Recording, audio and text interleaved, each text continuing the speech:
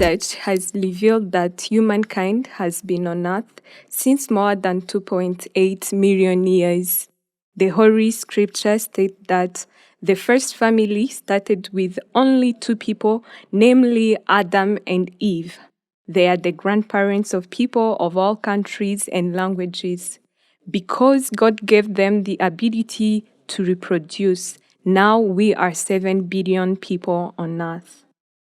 According to a World Bank report, 49.5% of the entire world's population was women in 2019, while 29% of them were at childbearing age. In Rwanda, over 5 million women are at a childbearing age, which means they are having menstruation. As we can see, menstruation is normal in women's life, yet people don't really talk about it easily. A survey conducted by the Private Sector Federation found that 45% of girls experience their first period without any prior knowledge about it. This shows that young people lack information on reproductive health as well as elders. Toward this objective of promoting menstrual health, since March 2019, the Rwanda Interfaith Council on Health, REACH, in partnership with the Amplifychange, is implementing a project entitled Addressing Menstrual Health, fundamental pillar to girls' and women's sexual and reproductive rights and well-being in Rwanda in Huye and Rubavu district. Through this documentary, we spoke with different beneficiaries and stakeholders, including the youth, parents, teachers, religious and local leaders, to understand the achievements and knowledge that this project has brought to these districts. Ubundi mbona ababyeyi nyine badakunze kuganira n'abana babo imyororokere ahanini kubera yuko ubuzima turimo buratugoye. Usanga buri wese yagiye gushakisha, kera umubyeyi yabaga mu rugo amenya abana aribwo banaganiraga, ariko ubu ari umugabo ari umugore bose babyuka bajya gushakisha, ugasanga rero umwanya uba mutoya. Information on reproductive health and sanitation during menstrual has many consequences on the lives of women, including teenager pregnancies and contact with sexual transmitted disease. We spoke to Benimana Billy, the project manager at REACH. Hari ababyeyi benshi ndetse n'abakobwa batoya batabasha kubona ibikoresho by'isuku bibafasha mu gihe bari mu mihango, bakabibura kubera ko babibuze kubera ko nta bushobozi cyangwa hari n'ababibura kubera ko ababyeyi babo b'abagabo batabibafashamo. Bikagaragara ko rero ari abagabo ari n'abagore bakeneye guhabwa ubumenyi ku mihango n'ubuzima mu gihe cy'imihango, kugira ngo bamenye koko ko umugore n'umukobwa ashobora kubaho ubuzima bwe akabaho neza ndetse akabasha gukora ibikorwa byose. One of the objectives of this project is to provide skills and knowledge about sexual and reproductive health, especially to youth. To achieve this, REACH has trained high school and university students. This project encouraged young boys and girls to talk to their parents. This was done through awareness campaign and debate trainings, mentoring sessions, and other interventions. The youth were reminded that their parents are reliable sources of appropriate information. cyane mu gufasha abana kumenya ubuzima bw'imyororokere, abana b'abakobwa birumvikana ku bijyanye n'imikurire yabo n'imikorere y'umubiri wabo, igihe ukwezi k'umugore kuvuze, igihe cyo kusama, igihe cyo ibijyanye n'ubuzima bwe muri rusange. Ariko si umwana w'umukobwa gusa, aho yenda nakongeraho ikindi ni nuko no muri ibyo biganiro cyangwa amahugurwa tugirana n'abana b'abahungu bajyamo, kuko hari debate yabereye hano duhuza na NDP Karubanda na Regina Patrice n'ibindi bigo ku ruhare rw'umubyeyi mu kuganiriza umwana ku buzima bwe bw'imyororokere kugira ngo yisobanukirwe, kuko muri sosiyete nyarwanda murabizi dutinya kuvuga imikurire y'umwana, dutinya kuvuga ibijyanye n'ubuzima bw'imyororokere. Ibyo rero biba biri mu buryo bwo mbere na mbere bwo kubaha ubumenyi, ariko no kugira ngo umwana w'umukobwa yumve icyo umubyeyi yamumarira, yumve icyo yamubaza, yumve icyo ikiganiro bagirana, bityo amenye umubiri we, bimufashe gukura yisobanukiwe, bimurinde ingaruka nyinshi ziriho muri iki gihe. Tuvuga inda zitateganyijwe ziragaragara.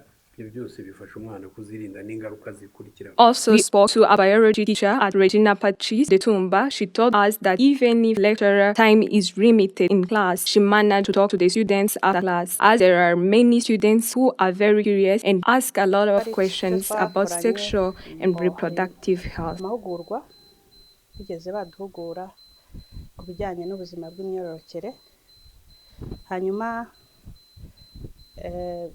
ibyo byatumye hari icyo haba twebwe bitwongeraho ku bijyanye n'uko dusanzwe tubizi, turigisha biology, ariko iyo uhuguwe hari akantu kiyongeraho bijyanye n'imitangire ya serivisi. Wenda dushobora kuba twigishaga mu ishuri ukumva ko ugomba kwigisha abana, ariko nanone no mu muhanda no mu ngo mu baturanyi naho hari icyo twunguyeho ko tugomba kugenda dufasha abana bacu kugira ngo barusheho kumenya uko bakwitwara mu myaka baba bagezemo. Under this project, Rich also worked with motorcycling. Bugingo Vedas is the leader of that cooperative in Huye district. He shared with us on what Rich did for them. Rich rero nk'umuryango mwiza cyane cyane nka twishimira kuko hari byinshi watugejejeho. Waraduhuguye inshuro zirenze imwe cyangwa se ebyiri. Ikindi Rich ni umuryango twishimira nk'abanyamuryango ba koperative Kotamuhu kuko atugira umumaro. Ishuri ki twaye tuganira nk'ababyeyi baganira n'abana. Rich ni umuryango twishimira rwose, wadugejeje kuri byinshi. Nkatwe abayobozi waraduhuguye, natwe twaza guhugura bagenzi bacu b'abanyamuryango. Nk'igihe cy'amanama twarabahuguraga, igihe cy'umuganda w'ukwezi naho twarabahuguraga. Rich rwose umuryango watugira umumaro. Rich also trained students on reproductive health, especially menstruation. Kanyirarukundo Grace na Edwayne. Ikigo nigagaho cyitwa Regina Patrice School of Tumba.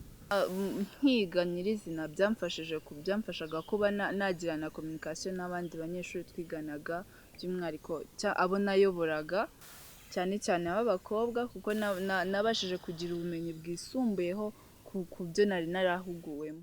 Inzira twaciyemo ni nyinshi. Mu kigo nk'ibisanzwe haba hari club, ariko by'umwihariko hari club abakobwa bahuriramo iba yihariye yitwa ni Nyampinga. Aho ngaho rero nanjye biramfasha kubera ko mbasha kubaganiriza nifashishije ino mfashanyigisho Rich yaduhaye, kuko nanjye hari ibyo ntarinzi, bityo nkabasha kubisangiza bagenzi banjye, nabo bakabasha kumbaza ibibazo bari bafite, bafasha nanjye mbikuye ku byo Rich yampuguyemo. Awareness campaigns on sexual and reproductive health will only bear fruits if everyone is involved. Children, parents, and various stakeholders.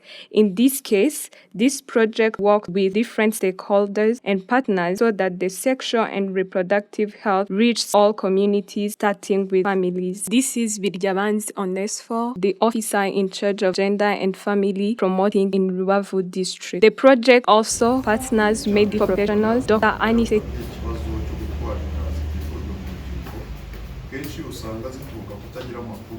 Abantu batabasobanukiwe n'ukwezi k'umukobwa cyangwa ukwezi k'umugore uko kumeze, ese igihe cy'uburumbuke cyo gusama ni ikihe.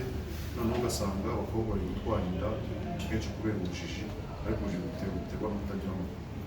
Aho tukavuga tuti nabwo ababyeyi barakangurirwa kuganira n'abana, abarimu bagakangurirwa kwigisha abana ibijyanye n'ubuzima bw'imyororokere, cyane cyane bibanda ku kwezi k'umukobwa kugira ngo abana babone amakuru. ariko ugasanga ntibirashyirwa mu bikorwa uko politiki ziriho zibiteganya. Hariho niba usanga abafatanyabikorwa mu nzego zitandukanye bafatanyije na leta y'u Rwanda bagenda bashyira imbaraga mu kwigisha abaturage b'inzego zose, kuva ku muturage ku mudugudu kugera ku bayobozi b'inzego z'ibanze begereye abaturage, ukazamuka ku bafatanyabikorwa ndetse n'abandi bafasha myumvire cyangwa abavuga bakumva hirya no hino, kugira ngo nabo bagire uruhare batanga, noneho amakuru asakazwe hirya no hino ku bakeneye.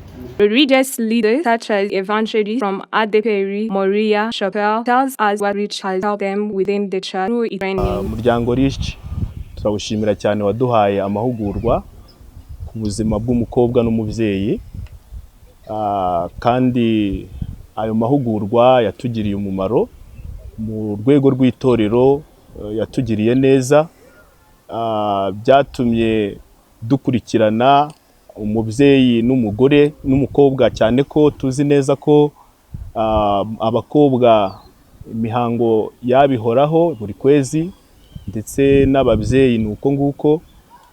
Dusanga mu mahugurwa twahawe mu rwego rw'itorero byaradufashije cyane, byaduteye gushyiraho urwego rw'abagore mu itorero ryacu rya ADPR.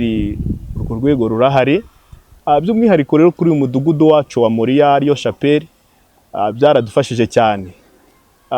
Hari umubyeyi ubishinzwe tumwita shangazi, niwe ukurikirana abakobwa, agakurikirana ababyeyi babahugura, cyane ko usanga ibyo bintu bigenda neza, cyane ko byagaragaye n'abakobwa cyangwa se abadamu iyo bari mu minsi y'imihango, iyo batagize n'amasuku usanga rimwe na rimwe bagira umwuka mubi iyo bari mu bantu. Icyo kintu hano rero hirya y'amahugurwa ya Rich cyarakemutse, ibintu bimeze neza. Rich, as a religious network, worked with religious leaders to include sexual and reproductive health in their teaching at religious gatherings. A religious leader in Islam in Rubavu has become an agent of change because he has achieved a lot due to training provided by Rich. Dutangire tuyishimira, twayibutseho byinshi, yadufashije byinshi bitandukanye, cyane cyane yatumye duhumuka, tubasha kureba aho tutabonaga mbere y'ibisanzwe, kubera yuko Rich kuva twatangira gukorana nayo imaze kutwungura mu mahugurwa menshi anyuranye. Muri ayo mahugurwa menshi anyuranye najyana n'inshingano by'umwihariko ku buzima bw'umwana n'umubyeyi, cyane cyane tukayishimira kubw'amahugurwa twagiye tubona mu bihe bitandukanye, atwigisha anaduhugura ku buzima bw'imyororokere ndetse no ku gihe cy'ukwezi k'umukobwa n'umugore. The awareness raising continues and much remains to be done sensitize the Rwanda community about reproductive health and everyone's contribution to the well-being of Rwandans, especially women and girls. All of this will be possible when everyone is involved, as well as strengthening the bond forged through this project. The pastor of Vivant Church in Huye district also reminded parents they should go and talk to them about reproduction because it is for young people and parents. Aho ngiye hano mu masite hano ngenda bivuga, nkabibwira abamama, nkabibwira abapapa, arabanseka ntabwo n'abandi babyumva. Rero ugasanga tutabivuze ibintu byaba bibi cyane, ariko nitubivuga bizatuma inda zitiyongera, abana bicara mu muryango bagatekana, basanga bimeze neza. The Rubavu District Gender Officer urged Rich to extend the training to parents and youth in general. Ndahera mu bigo by'amashuri. Ibi biganiro birakenewe cyane mu bigo by'amashuri, aho abana bari kumwe bose, yaba abahungu n'abakobwa, ariko bikarushaho no kuba byiza bihawe abarezi, kuko baracyagira ikibazo cyo kubivuga mu mazina yabyo cyangwa se kubyumva neza. Icya kabiri, twabaganirije ku ishuri, baramanutse ko dukeneye ko n'ababyeyi babibona, babihabwa mu buryo bunyuranye, mu nama zisanzwe z'abaturage no gutegura ababyeyi twakwita inyangamugayo, z'ibanga. Hari ababyeyi twari twise ngo ibanga ry'umuryango. Abo babyeyi bamwe babita ba shangazi, abo babyeyi mudufashije tukababona, badufasha no kwigisha muri community, ariko bakegera n'ababyeyi tubinyuze mu mugoroba w'ababyeyi, kuko ni urubuga ababyeyi bahuriramo bakemuriramo ibibazo byose by'umuryango. Abagize izo komite bahawe ibi biganiro bizatuma bibafasha kwigisha abandi baturage n'ababyeyi bamenye uko abana niba bamenye ibyo ngibyo, niba bibigisha basange bose bahuje imyumvire. The headmaster of GCO, Butare, prayed for an extended collaboration with Leach to increase awareness among young people and parents to better understand the reproductive and menstrual health in general. Rwose turebye ingaruka ziri muri sosiyete yacu ziterwa n'inda zidateganywa, ni igikorwa cyakagombye gukorwa kenshi kugira ngo byumvikane neza, henshi kuko hari ishuri ribereyeho kuzahindura sosiyete y'ejo, ariko no kugera no ku bandi batari mu mashuri batagira amahirwe yo kuba biga, ndetse byanakunda no kugera ku babyeyi, ko ababyeyi nibo bakomeza umurimo uba wakozwe. Numva rero birakenewe cyane ko abana bakomeza kubona amahugurwa, bikanafata isura zitandukanye, bashobora kureba filime basobanurira, bashobora kugira debate nk'uko nabivugaga, bashobora gukina udusketch, bashobora kugira témoignage z'abandi bahuye n'icyo kibazo, nazo zirabafasha kumva ingaruka n'ibindi, cyane ingaruka zo kwishora mu mibonano mpuzabitsina imburagihe, no kugerageza gukura neza. Dushishikariza ababyeyi cyangwa se baba nyirasenge b'abana ku mashuri kuba bajya bigisha abana mu rurimi rwacu rw'ikinyarwanda, ku buryo terme cyangwa se amagambo y'indimi z'amahanga ahuzwa n'ay'ikinyarwanda, kugira ngo hatabaho icyuho cy'inyunguramagambo mu buzima bw'imyororokere bw'umwana w'umukobwa. As we have seen this documentary, the partnership between REACH, the Rwanda Interfaith Council on Health, and Amplifychange has really done a great work in addressing menstrual health hygiene. Menstrual health hygiene is a fundamental pillar to sexual and reproductive health rights, either in Rwanda and elsewhere. We believe through our partnership from REACH, Amplifychange, other non-governmental institutions and other governmental institutions, and also the community, we can make young women and older women and girls enjoy their menstrual hygiene, their menstruation without any problem. We believe it's possible. We believe we can make it happen. It takes you and I to make it happen. Thank you.